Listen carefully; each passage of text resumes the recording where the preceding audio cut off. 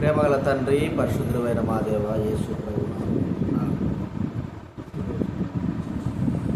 ప్రభావం మమ్మల్ని రక్షించావు, కాపాడావు, దీన్ని బట్టి స్తోత్రాలు చూపిస్తాం. పరమ తండ్రి, సర్వాధికారి కీర్తన ద్వారా మేము స్థుతించబడి ఆరాధించి మాకు తగ్గ మాటల ద్వారా ఈ డాబాలు బయటపరచు. వాక్యం ద్వారా మా జీవితాన్ని పెట్టుకుంటున్నాను. దయచేసి మీ వాక్యంలో మాటలు మాకు అనుగ్రహించండి. మీ స్వరం వినిపించండి. పిల్లలని స్వరం రావాల్సిన వారిని మీరు తీసుకోవాల్సిన మనం చేస్తూ కనికరించవలసిన మనం చేస్తూ యేసు క్రీస్తు నామం ప్రార్థించి వేడుచున్నాం తండ్రి. 2వ కొరింథీ రాసిన పత్రిక, కొరింథీ రాసిన 2వ పత్రిక బైబిల్ వెనక నుంచి 161. బైబిల్ వెనక నుంచి అంటే 160.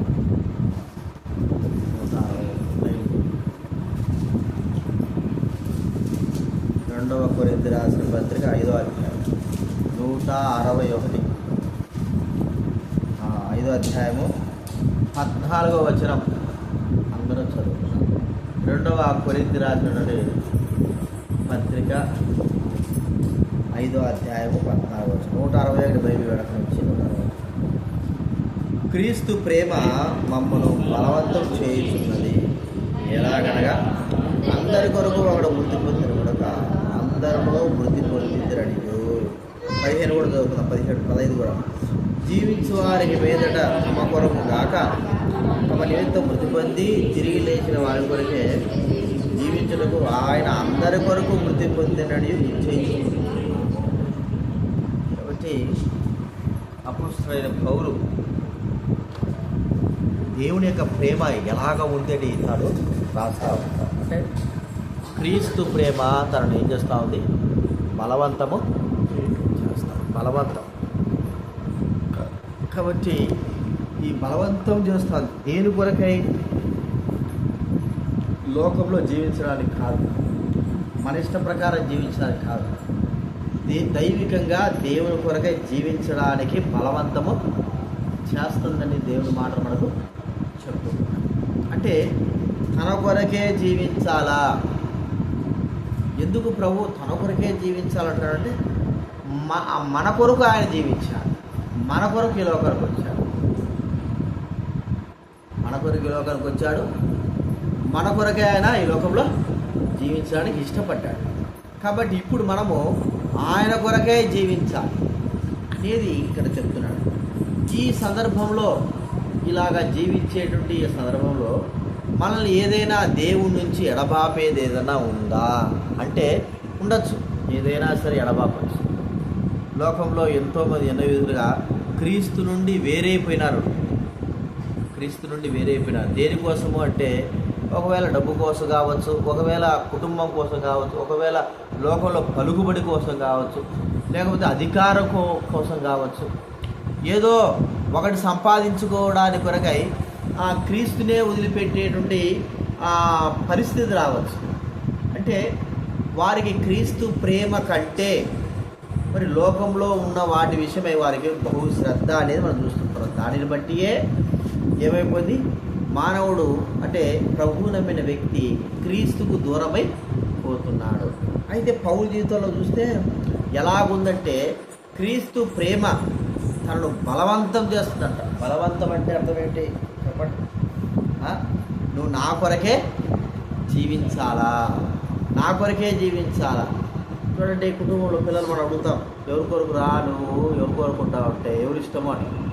అది మళ్ళీ అమ్మ నాయ అని చెప్తుంటాం. అయితే కొద్దిగా పెద్ద తర్వాత ఎవరి ఇష్టం అంటే లోకంలో ఉన్నవారు, వారి ఫ్రెండ్స్, వీరి ఫ్రెండ్స్ అంటావా అనం. ఎందుకు? తల్లిదండ్రులే అంట. ఇంకా కొద్దిగా భార్య కుటుంబం వచ్చిందనుకో, అప్పుడు మేము పిల్లల కొరకు, కుటుంబం కొరకు జీవిస్తామంట. అయితే తల్లిదండ్రులు లేని వారు అంటే ఏం ఆలోచిస్తారంటే మన కొరకే జీవించాలా, అంటే మనం చనిపోయేంత వరకు బిడ్డలు మన కొరకే ఉండాలా. అలాంటి సందర్భాలు కనబడవు, చాలా తక్కువ. అయితే దేవుడు అంటున్నాడు ఇక్కడ, దేవుడి విషయంలో పౌలు చెప్తున్న మాట ఏంటంటే క్రీస్తు ప్రేమ మమ్మను బలవంతము చేస్తా. నా కొరకే నువ్వు జీవించాలా, ఇంకెవరి కొరకు జీవించకూడదు.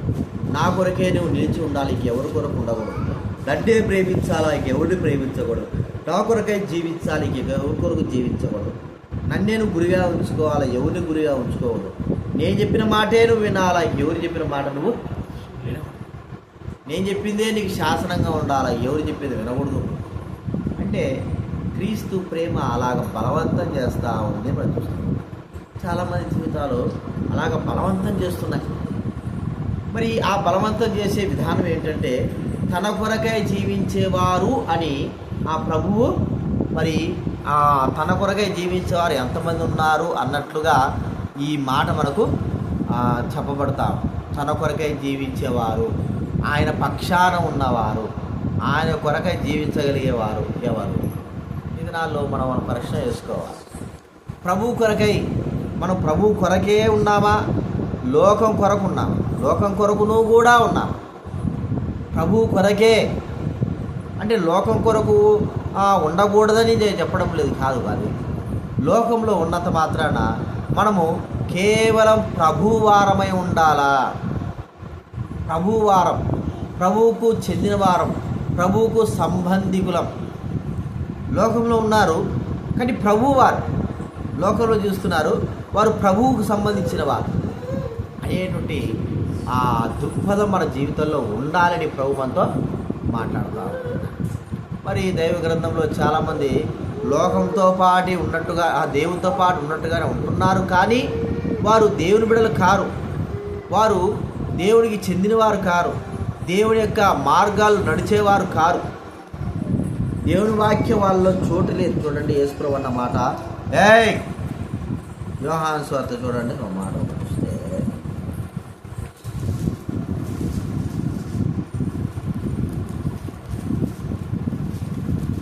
యోహాను సువార్త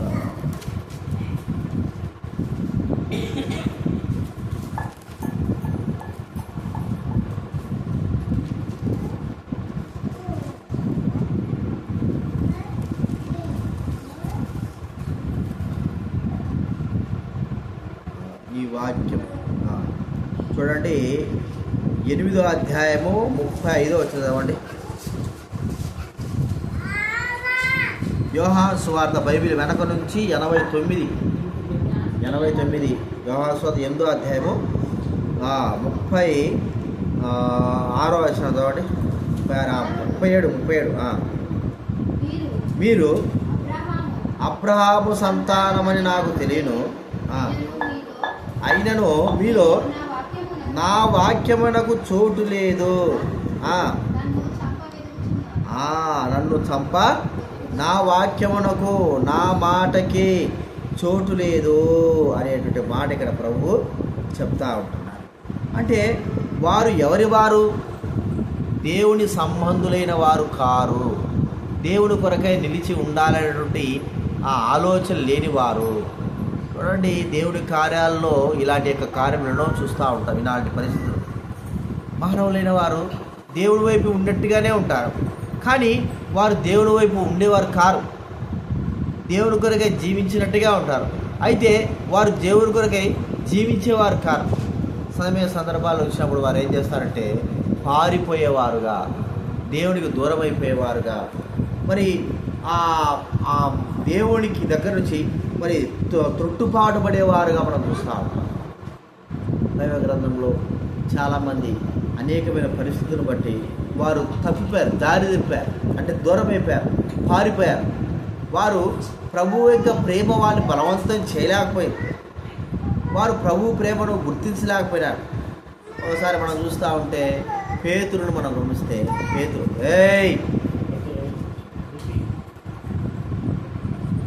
పేతురు మనం గమనిస్తే ఇక్కడ ప్రభు అంటున్నాడు పేతురుతో, పేతురు నువ్వు నన్ను ఎరగనని ముమ్మారు చెప్తావు పేతురు అంటే. పేతురు అంటాడు, ప్రభువా నేను నిన్ను ఎరగనని చెప్పను, ఒకవేళ చావడానికైనా సిద్ధంగా ఉన్నా. మరి చావడానికైనా సిద్ధంగా ఉన్న వ్యక్తి, ఒక చిన్న అమ్మాయి తనను మరి నువ్వు అతనితో పాటు యేసుతో పాటు ఉన్నావు అనగానే ఎలాగ తాను మరి ఆ అబద్ధం చెప్పాల్సి వచ్చింది? అబద్ధం చెప్పాడు, 3 సార్లు అబద్ధం చెప్పాడు. తాను అనుకున్నది ఏంది? దేవుని కొరకై జీవించాలా, ఎలాగైనా సరే ఆయన నామ నిమిత్తం ఉండాలా, ఆయన నాకు తెలియదని చెప్పడానికి వీలు లేదు అని అనుకున్నాడు. అయితే ప్రభు చెప్పినట్టుగా 3 సార్లు ప్రభు మరి ఆ వ్యక్తి బొంకినాడు. ఆ సందర్భం ఒకసారి మనం గుర్తించుకుంటే ప్రభు కొరకే జీవించినట్టుగానే ఉంది, కానీ ప్రభువుకు ఏమైపోయినారు, ఆ వ్యక్తి దూరం అవుతా ఉన్నాడు. అంటే ప్రభు ప్రేమ తనను ఒక చిన్న మాటనే బలవంతం చిన్న మాట తనను దేవునికి దూరం చేసేసి నాకెవరో తెలియజేశాడు.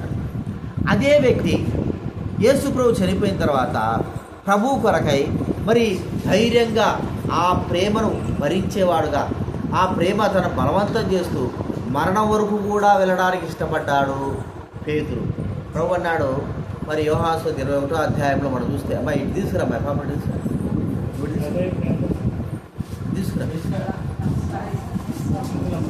ఇక కర్రలని పనికిరావు, 2 సార్లు కొడితే కానీ ఇప్పుడు పని చేస్తాయి. ఏ నీతో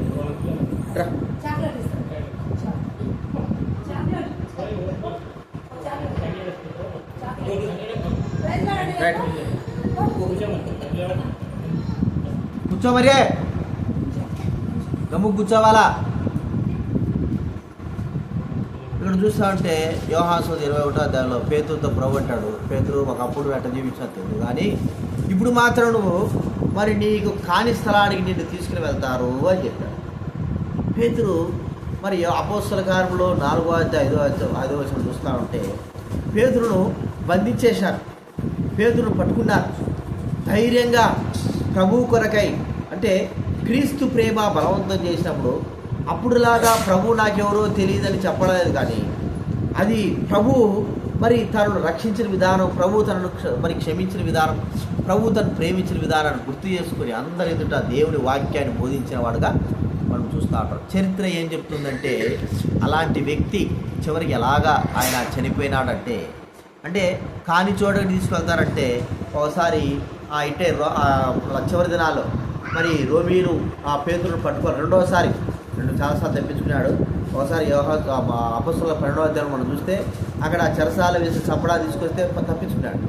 తర్వాత కొన్ని సంవత్సరాల తర్వాత పేతురును పట్టుకోవడానికి ఎదురు చూస్తూ ఉంటే పేతురు ఏం చేశాడంటే తన శిష్యుల యొక్క మాటలు, తన ప్రజల యొక్క మాటలు వినేసి, దైవుల మాటలు వినేసి పారిపోవడానికి గవిని దాటి వెళ్తూ ఉంటే మరి యేసు ప్రభు వారు పేతురు ఎదురుగా వస్తున్నాడట. యేసు ప్రభు వారు యేసు ప్రభు వారు ఎప్పుడో చనిపోయి పరలోకం వెళ్ళిపోయినాడు. కొన్ని సంవత్సరాలు జరిగిపోయింది, ఎన్నో సంవత్సరాలు జరిగింది. అయితే పేతురు చివరి దినాల్లో పేతురును చంపడానికి రోమా ప్రభుత్వంలో చూస్తున్నారని చెప్పినప్పుడు పేతురు యొక్క శిష్యులు కానీ దైవబిడ్డలు కానీ ఏమి చేసి, అయ్యా నువ్వు తప్పించుకొని వెళ్ళిపోతే మంచిది, వెళ్ళిపో ఇక్కడి నుంచి, ఈ గవిని దాటి వెళ్ళిపోయి ఎక్కడైనా ఉంటే అక్కడ పోయినా కూడా నువ్వు సువార్త ప్రకటిస్తావు కదా అని చెప్తే ఆయన మరి ఆ గవిని దాటి వెళ్తూ ఉంటే యేసు ప్రభు ఎదురుగా వస్తా ఉన్నాడు. యేసు ప్రభు ఎదురుగా వస్తా అంటే ఆ దగ్గర పోయి చూసి పోల్చుకున్నాడు, అరే ఈయన యేసు ప్రభుదా, మరి యేసు ప్రభు ఏది ప్రభువా నువ్వు ఇటు వస్తున్నావు, నీ నామం చెబుతా అంటే అక్కడ రగిలిపోతున్నారు యెరూషలేము ప్రజలైన వారు అందరూ కూడా, మమ్మల్ని చంపడానికి చూస్తుంటున్నారు, చాలామంది చంపేసినారు కూడా తెలుసు కదా, మరి ఇప్పుడు చివరి దినాల్లో నేను ఉన్నాను పెద్దోడుగా, నన్ను చంపాలని చూస్తూ ఉంటే నా శిష్యులైన వారు, ప్రజలైన వారు, దైవబిడ్డలైన వారు నువ్వు తప్పించుకో పారిపో అంటా ఉన్నారు, అందుకే నేను తప్పించుకో పారిపోతుంటే నువ్వేది వెనక్కి వస్తున్నావు ఇటు వస్తున్నావు అంటే ఆయన అన్నాడంట, ప్రభు నువ్వు ఎట్టా పోతున్నావు, దాని నిమిత్తం నేనేం కావాలా, చావాలా, నువ్వు పోతున్నావు నీ నిమిత్తం నేను చనిపోవాలా అన్నాడు. అప్పుడు ఆయనకు వెలిగింది, ఒరే నేను దేని కొరకు ప్రాణాలు కాపాడుకోవడానికి వెళ్తున్నాను కదా, ప్రభు నా కొరకే చనిపోవడానికి వచ్చాడు, మళ్ళా రెండోసారి ఆయన చనిపోవడానికి వస్తాడా? కాబట్టి ఆ ప్రేమ ఏం చేసిందంటే బలవంతం చేసింది, పోయేవాడిని ఏం చేసింది వెనక్కి లాక్కొని వచ్చి రోమా ప్రభుత్వం వాళ్ళు వచ్చినారు, తర్వాత ఆయన పట్టుకున్నారు. మరి ఆయన సిలువ వేయాలి, చంపాలని చూసినప్పుడు ఆయన అన్నాడట, అయ్యా నన్ను చంపండి, నాకేం సావంటే భయం లేదు, కానీ మామూలుగా సిలువేయద్దు, యేసు ప్రభు వేసిన సిలువేయద్దు, ఎటయాలా తలకిందులుగా వేయండి నాకు సిలువ, ఆ యేసు ప్రభు వేసిన సిలువలా వేయడానికి నాకు యోగిని కాను. అంటే క్రీస్తు ప్రేమ ఏం చేసింది, ఆయనను చనిపోవడానికి, తనంతకు తాను ప్రభువు కొరకై అర్పించుకోవడానికి, ప్రభు చిత్తం అలాగ ఉన్నప్పుడు ఆయన ప్రేమ బలవంతం చేసింది అని మనం చూస్తాం. కాబట్టి అపోస్తులైన పౌలు ప్రభువు కొరకు ఎంత శ్రమైనా సరే, బాధ అయినా సరే, పేతురు ప్రభువు కొరకు ఎంత వేదనైనా సరే పొందడానికి ఇష్టపడినారు దైవుడైన వారు. ఎందుకొరకు అంటే ఆ ప్రేమ అంతా బలవంతం చేసి, కరువు వచ్చినా కూడా బలవంతం చేసి, ఆ కరువులో ఆ బాధలో వారు మరి నిలిచి ఉంటూ వచ్చారు. కరువు బాధలో వాళ్ళు దేవుని కొరకై మరి నిలువబడుతూ వచ్చారు. ఈ దినాల్లో మనం ఎలా ఉన్నామంటే సుఖ సౌఖ్యాలకు అలవాటు పడతాము. దేవుని సన్నిధికి, దేవుని కార్యాలకు మనము ఎంత మాత్రం కూడా మరి ముందుకు కొనసాగకపోతున్నాం. అంటే క్రీస్తు ప్రేమ మనం బలవంతం చేసినప్పుడు మనము ఎంత శ్రమ అయినా సరే క్రీస్తు కొరకై మనం ఏం చేయాలా? కట్టుబడి ఎంత శ్రమ అయినా సరే క్రీస్తు ప్రేమ అనేది మనలో ఉన్నప్పుడు ఆ ప్రభువు కొరకై మనం జీవించిన ప్రభు వారమే. చూడండి, రోమా పత్రిక 14 బైబిల్ వెనక నుంచి 143 పేజ్, 14 అధ్యాయం 3వ వచనం చదవండి. 8వ వచనం, 143 బైబిల్ వెనక నుంచి రోమా పత్రిక 14వ అధ్యాయము 8వ వచనము. మనము బ్రతికినను ప్రభు కోసమే బతుకుతున్నాము.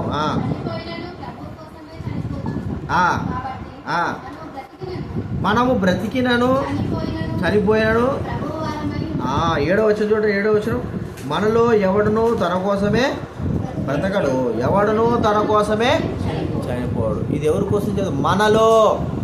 మనలో అంటే విశ్వాసులలో ఎవరు కూడా తన కొరకు. మనము బతికినా మన కోసమే, చచ్చినా మన కోసమే. అంతేనాడే? దైవబిడలమై ఉండి బ్రతికినా మన కోసమే, చచ్చినా మన కోసమే. మరి దేవుని కోసం ఎప్పుడు జీవిస్తాం? దేవుని కోసం ఎప్పుడు ఉంటాం? పౌలు అంటాడు, మనం బ్రతికినా ప్రభువు కోసమే, చనిపోయినా ప్రభువు కోసమే, బ్రతికినా ప్రభువు కోసమే ఉంటున్నాము. కాబట్టి గుర్తించుకుందాం, ప్రభువు వారమై ఉన్నాము అని మనం గుర్తించుకోవాలి. కాబట్టి ఈ అపోస్తలుడైన పౌలు కావచ్చు, స్టెఫెన్ కావచ్చు, దైవబిడలు కావచ్చు, పేతురు కావచ్చు, యాకోబు కావచ్చు, ఇంకా విశ్వాసులైన వారు కావచ్చు, అందరూ చాలామంది వారు ప్రభువు కొరకై జీవించారు, తమ ప్రాణాలను అర్పించారు. ఇప్పుడు ప్రభు ప్రేమ బలవంతం చేస్తే ఏం జరుగుతుందంటే, లోకంలో మనకు ఎంత ఉన్నా సరే, ఏం చేసినా సరే దేనిని మనం లెక్క చేయము. ప్రభు ప్రేమ బలవంతం చేస్తాం. మరి సాధు సింగ్ గారు చూద్దాం, ఆయన 19 సంవత్సరాలు ఎప్పుడు చేసుకుని ఉండదు. ప్రభు అతనికి దర్శనం ఇచ్చాడు. ఇక ప్రభు కొరకు జీవించాలని తీర్మానం చేసుకున్నాడు. కొన్ని రోజులకి ఏమైపోయిందంటే, మరి వాళ్ళ మామ సాధు సింగ్ గారు మామ వచ్చాడు. ఒక్కసారి భయం పెట్టాలక్క, భయం లేకపోతే ఆ పిల్ల మాటిస్తావు, మీకు తెలీదు. అస్సలు భయం లేకపోతే మాట పిల్లని మనం అనుకుంటాం, కానీ ఒక్క పిల్ల వలన ఎంత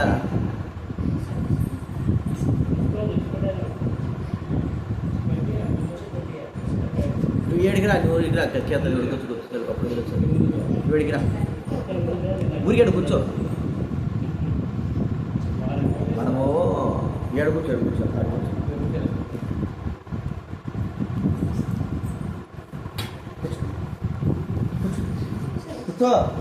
కూర్చో కూర్చో. రాకూడదు నోట్లో, అది వచ్చిందా? రాకూడదు. కట్టుకో, చేతులు కట్టుకో, కట్టుకోదు. ఊరికి నాటకాలు కొడుతున్నావు, ఏదో ఆడపిల్ల అనుకుంటే ఎక్కువ చేస్తున్నావు. ఇక్కడ మనం చూస్తుంటున్నాము, ప్రభువు కొరకే మనము జీవించాలి. ఇప్పుడు అపోస్తలుడైన పౌలు, ఇంకా బిడ్డలైన వారు చాలామంది వారు మరి జీవించిన ప్రభు కొరకే, బ్రతికినా ప్రభు కొరకే అన్నట్లుగా వారి ప్రాణాలు కానీ వారి ఆస్తులు కానీ, మనం భక్సింగ్ సాధు గారు చూసినాం కదా. మరి వాళ్ళ మేనమామ వచ్చాడు, అయ్యా మరి నీకు నా కూతురు నుంచి పెళ్లి చేస్తాను, వద్దురా నాయన, ఆ మతం వద్దు, ఏమొద్దు, ఇదో ధనం తీసుకో, ఈ పెట్టేటంత ధనం ఉందిరా, బంగారు ఉంది, అన్నీ మొత్తం డబ్బు కాదు, మరి నోట్లు కాదు, బంగారు ఉండదురా, తీసుకో అంటే, నాకు బతికినా ప్రభువే కావాలా, చచ్చిపోయినా ప్రభువే. చూడండి, వాళ్ళు ప్రభు కొరకు ఎంత తీర్మానం. ఎందుకంటే వారిలో ఉన్న దేవుని ప్రేమ వారినంత బలవంతము చేస్తుంది. మనలో ఏముంది? దేవుని ప్రేమ ఉందా? మనలో దేవుని ప్రేమ ఉంటే దేవుని విషయమే మనము బలవంతం చేస్తాం. అర్థమైందా? నేను సునీత అర్థమైందా? ఎన్ని గంటలకు రమ్మనే చెప్పు. రేపు ఈరోజు రేపు సాయంత్రం 3 గంటలు నువ్వేమని చెప్పినావు? 4 గంటలు నీకు ఎంత ప్రేమ ఉంది చెప్పుకో. 3 గంటలకు నేను రమ్మంటే దేవుడి ప్రేమ అన్న నేను 2 గంటలకే వస్తానన్నా అని చెప్పేది కాదు. 4 గంటలకు వస్తుందట. ఇంకా చెప్తున్నా నేను, దేవుడి ప్రేమ ఎంత ఉందో ఒక్కసారి మనకు తెలిసిపోతుంది. నిజంగా మనం అట్లే నేను చెప్తున్నాను, ప్రభు మీద ప్రేమ ఉన్నప్పుడు, ప్రభు కార్యాల మీద ప్రేమ ఉన్నప్పుడు, ఒక మందిరం మీటింగ్ వెళ్ళడానికే కానీ, దేవుని కార్యాలు చేయడంలో కానీ ఎంత ప్రేమ చూపుతాం అంటే, అందరికంటే మనం ఎక్కువగా నేను నా ప్రభువు కొరకు అందరికంటే నేను జీవించాలనేటువంటి ఒక తపన. ఎవరి కొరకో కాదు, వాళ్ళు ఏమనుకుంటారు, వీళ్ళు ఎవడేమనుకుంటే మనకే ఉంది, ఎవడే మనకి అన్నం తగర అన్నం బెటర్ ఏం చేయదు. కానీ ప్రభువు కొరకు జీవించినప్పుడు ప్రభువే మనకి ఏం చేస్తున్నాడు? ఆయన భోజనం పెట్టేవాడు, నడిపించేవాడు, ఆదరించేవాడు, సహాయం చేసేవాడు. కాబట్టి ఎవరి కొరకు జీవించాలా మనము చెప్పండి? ప్రభువు కొరకు, కుటుంబం కొరకు, లోకం కొరకు, వాటి కొరకు జీవించవచ్చు. కానీ మనము ప్రాముఖ్యంగా జీవిస్తున్న ఈ వ్యక్తి ప్రభువు కొరకు జీవిస్తాడండి. ఇప్పుడు ఆ కుటుంబంలో పిల్లలు ఉన్నారనుకోండి, మనం ఏదైనా మీటింగ్ ఉందనుకోండి, ఒక మీటింగ్ ఉంది, ఒక ప్రభు సన్నిధికి వెళ్ళాల్సి వచ్చింది. ఆ సన్నిధిలో మనం ఏదో ప్రభు కొరకు జీవిస్తున్నాం అన్నప్పుడు వారితో సహా మనం ప్రభు కొరకు రావడానికి ఇష్టపడతాం. వారితో సహా బాగలేదు, ఏదో కొద్ది బాగుంది, కానీ దగ్గరగా ఉన్నప్పుడు వారితో సహా మనం రావడానికి ఇష్టపడతాం. అంటే ప్రేమ మనల్ని కష్టాలు కానీ బాధ కానీ లెక్క చేయకుండా ముందుకి కొనసాగింపజేస్తుంది. ఏది చెప్పండి? దేవుని ప్రేమ ఏదైనా సరే మనల్ని ఏం చేస్తుంది? ముందు కొనసాగింపదు. దేవుని ప్రేమ లేకపోతే నువ్వు ఎన్ని చెప్పు, దేవుని ప్రేమ లేకపోతే ఏమి లేదు. ఎందుకు? కేవలం దేవుని ప్రేమ. అందుకే దేవుడు అప్పుడప్పుడు పరీక్షిస్తూ అంటాడు, సంఘాల్లో కానీ, కుటుంబాల్లో కానీ, మీటింగ్లలో కానీ. పరిస్థితులు ఎండలు పెడతాడు, వర్షాలు పెడతాడు. శుద్ధ నా మీద ఎంత ప్రేమ ఉందో వీళ్ళకి అర్థమైందా? నా మీద ఎంత ప్రేమ ఉందో. కరెంటు కూడా తీసేస్తాడు. కరెంటు తీసేసి చూద్దాం ఒక్కొక్కడికి ఎంత ప్రేమ తెలుపుతాడు. అప్పుడు బయటపడిపోతుంది వీడికి. అప్పుడు అర్థమైపోతుంది, ఓహో వీళ్ళకి ఇంత ఉంది, వీళ్ళకి ఎంత ఉంది, వీళ్ళకి ఎంత ఉంది. ఏది? దేవుడు ఇప్పుడు మానవులు మనం మనుషులంగా మనం కాదు కరెంటు తీసేసింది. నేను చెప్తున్నా, మనుషులలో మన విశ్వాసులు ఎంత ప్రేమ ఉందని తెలపడానికే కరెంటు తీసాడు నేను అనుకున్నాను. ఎందుకు దేవుడు గేటు పెట్టి లేకనా, లేదా పెట్టి లేకనా, వీళ్ళలో ఎంత ప్రేమ ఉందో చూద్దాం, నా మీద, నా మందిరం పైన, నా సన్నిధి పైన. అర్థమైందా? ఎందుకు దేవుడు సన్నిధిని దైవ సేవకులైన వారిని అక్కడ ఉంచకోకుండా ఇక్కడ ఉంచాడు? చూద్దాం, ఇంతమంది ఉంటారు కదా, దేవుని మందిరం పట్ల ఎంత ఆసక్తి ఉందో చూద్దాం, వీళ్ళకి ఎంత ఉదయాన పోతారు. మన పనులకైతే ఎగబడి పోతా అంటాం, అబ్బో ఏమిలే ఆ పనులు ఎక్కడ పోతాయా అని. దేవుడి పనులకైతే చూడండి, మనం ఆలోచించడం, ఒక్కసారి ఆలోచిద్దాం. ఎంత ప్రేమతో, ఎంత ప్రేమ మనము ఆ ప్రేమను చూపిస్తున్నాం. దేవుడు ఏం చేసినా సరే మనుషులు మనం అనుకుంటాము వాళ్ళు ఇట్టున్నారు, వీళ్ళు ఇట్టున్నారు, అందరు అట్టుండాలి, ఇందరు అట్టుండాలి కాదు. ఒక్కొక్కడి మీ హృదయంలో ఏముందో బయటికి తీయడానికి కొరకే ఇవన్నీ ఉంటాయి. అర్థమైందా? ఎందుకు? ఎంత ప్రేమ చూద్దాం, ఎంత ప్రేమ. ఇప్పుడు వర్షం వస్తుంది, వర్షం వచ్చినప్పుడు పైన రేకులన్నీ గారిపోతున్నాయి. చూద్దాం, వర్షం అప్పుడే రంపిస్తాడు, మనుషులందరూ ఉన్నప్పుడు రంపిస్తాడు. వర్షం ఎట్లా ఉంటుంది నీకుంది నా చేతిలో, ఎంత ప్రేమ ఉందో చూద్దామంటాడు. అంటే ఎవరికి ప్రేమ? మనమేమనుకుంటాం, వారికి ఉంది, వాళ్ళు ఉన్నారు, వీళ్ళు ఉన్నారు, ఇవన్నీ కాదు. దేవుడు నీలో నుంచి ఎంత ప్రేమ ఉందో చూస్తాడు. అది ఏదైనా కావచ్చు, నాలోనైనా నీలోనైనా, నీలో నుంచి ఎంత ప్రేమ ఉంది నీకు, నీ దేవుని పట్ల, నీ దేవుని కార్యాల పట్ల ఎంత ప్రేమ ఉంది. నీ ప్రేమ, దేవుని ప్రేమ, నీలో ఉన్న దేవుని ప్రేమ దేవుని కొరకై ఎంతగా మనల్ని మరి ప్రెషర్ చేస్తూ ఉంది, ఒత్తిడి చేస్తూ ఉంది. ఎంతగా ఒత్తిడి చేస్తూ ఉంది అనేది ఆడ ప్రశ్న. ఇప్పుడు ఆడ మనం ఒకవేళ లేకపోయినది ప్రాముఖ్యం కాదు, కానీ దేవుని ప్రేమ ఎంత ప్రెజర్ చేసి నువ్వు ఆడికి వచ్చినావు, దేవుని ప్రేమ ఎంతగా నీలో కార్యసిద్ధి కలుగుతూ ఉంది, దేవుని కార్యాలు ఎలాగా నువ్వు చేయాలని ఇష్టపడుతున్నావని దేవుడు చూస్తున్నాడు. అది ప్రేమ. అందుకే అపోస్తలుడైన పౌలు విషయంలో గమనిస్తే మరణాలు దాటారు, సముద్రాలు దాటారు, కష్టాలు దాటారు, కరువులు దాటారు, మరి ఉపవాసాలు దాటారు. దాటారు. చాలామంది వెనక్కి వెళ్ళిపోతారు కదా, మాకెందుకు నాయన ఈ బాధలు శ్రమలని వెనక్కి వెళ్ళిపోయిన వాళ్ళు ఎంతోమంది ఉన్నారు. మరి ఎందుకు భరించారంటే వాళ్ళలో ఉన్న దేవుని ప్రేమ వాళ్ళని ఏం చేస్తుంది, బలవంతము చింపేస్తాం బలవంతము చేస్తూ ఉంది. ఇప్పుడు మనలో ఉన్న ప్రేమ కూడా అలాగే బలవంతం చేస్తూ ఉంటా దేవుని కొరకే. ఇది మనం గుర్తుంచుకోవాలి. ఊరికే విశ్వాసిగా జీవించడం అనేది అందరూ ఉన్నారు, అందరూ విశ్వాసులండి, అందరూ విలాసిని అర్థమైందా, అందరూ విశ్వాసులే. ఏ రోజు చేసిన 10 గంటలకు వచ్చినావు చెప్పు విలాసులు, ఇన్ని రోజులు దేవుడు నమ్మినావు కదా. నిన్న ఆదివారం నీ కూతురు బర్త్డే కూడా రాలేదు, 11 గంటలకు వచ్చినావు. ఏ రోజున వచ్చినావా? నీ దేవుని ప్రేమ, నువ్వు నిజంగా దేవుని నమ్మిన దానివైతే నీ దేవుని ప్రేమ నేను ఏం చేయాలా, అర్థమైందా? బలవంతం చేస్తాను అంటే నీలో ఉన్న దేవుని ప్రేమ నేను బలవంతం చేసినట్టు వచ్చావా? ఎవరైనా అందరికీ ఒకటే ప్రశ్న, ఎప్పుడైనా వచ్చావా? ఆ ప్రేమ బలవంతం చేస్తే మనము అంతవరకు ఉండి దేవుని సందులో మనం అన్ని కార్యాలు ముందుకుండి కొనసాగుతుంటున్నామా? రావడం ఆలస్యం, ఇప్పుడెప్పుడా అని చెప్పు, మళ్ళీ ఏమైనా పనులు చెప్తారా, ఏమైనా చేస్తారా? ప్రేమ అనేది ఏం చేస్తుందంటే బలవంతం చేస్తారు. ఇంకా ఇంకా ఇంకా ఇంకా ఇంకా నా ప్రభు కొరకే, నా ప్రభు కొరకే, నా సేవ కొరకే, నా శరీరంలో శక్తి ఉన్నంత రాత్రి పొగలు ఎవడు ప్రభు అన్నాడు, రాత్రి వచ్చుతున్నది అప్పుడు ఎవడు కూడా పని చేయడు అన్నాడు. చేసేది ఎప్పుడు చేయాలి మన పని? వెళ్తున్నప్పుడే ప్రభువు కొరకే జీవించేది. ఎప్పుడు మనము వెళ్తున్నప్పుడే, ఉదయం 5 నుంచి రాత్రి 10 గంటల వరకు వెళ్తున్నప్పుడే ప్రభు కొరకే జీవించాలి. రాత్రి మనకి ఇచ్చాడు, దాంట్లో మనము శ్రమ పడాల్సిన అవసరం, దేవుడు ఎవరినో పని చేయడు అన్నాడు.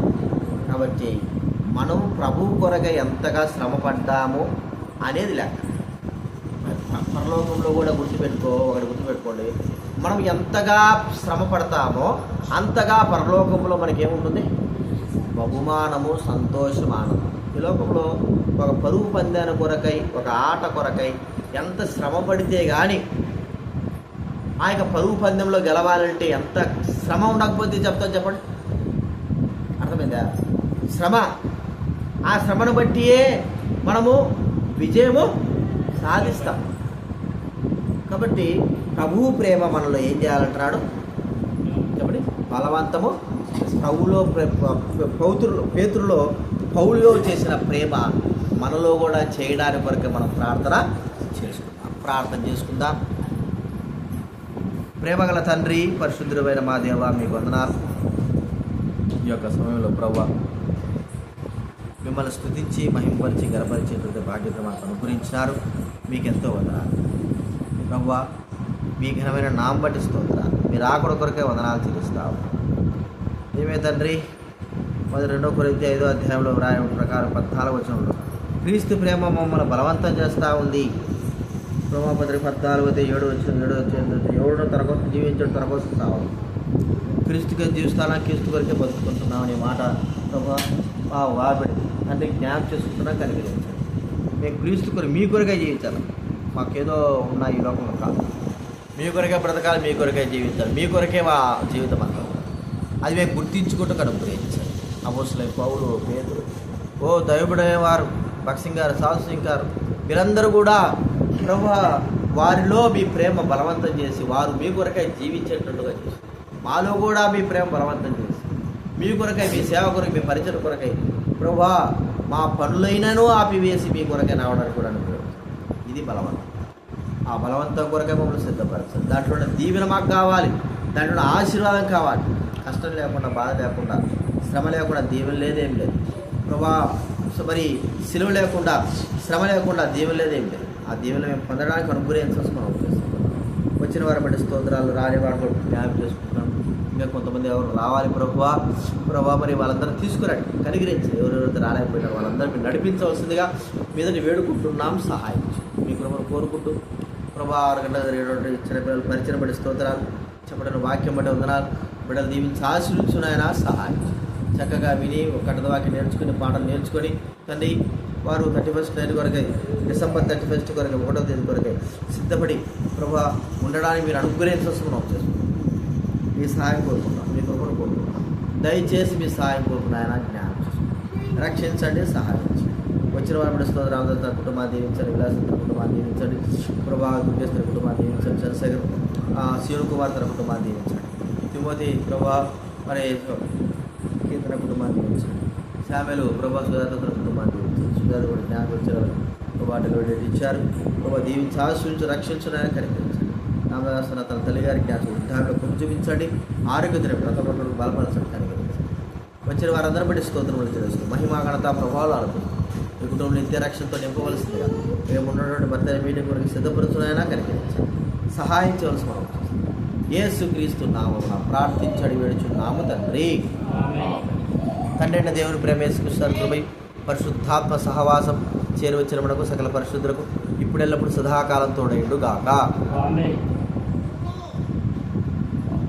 అందరికీ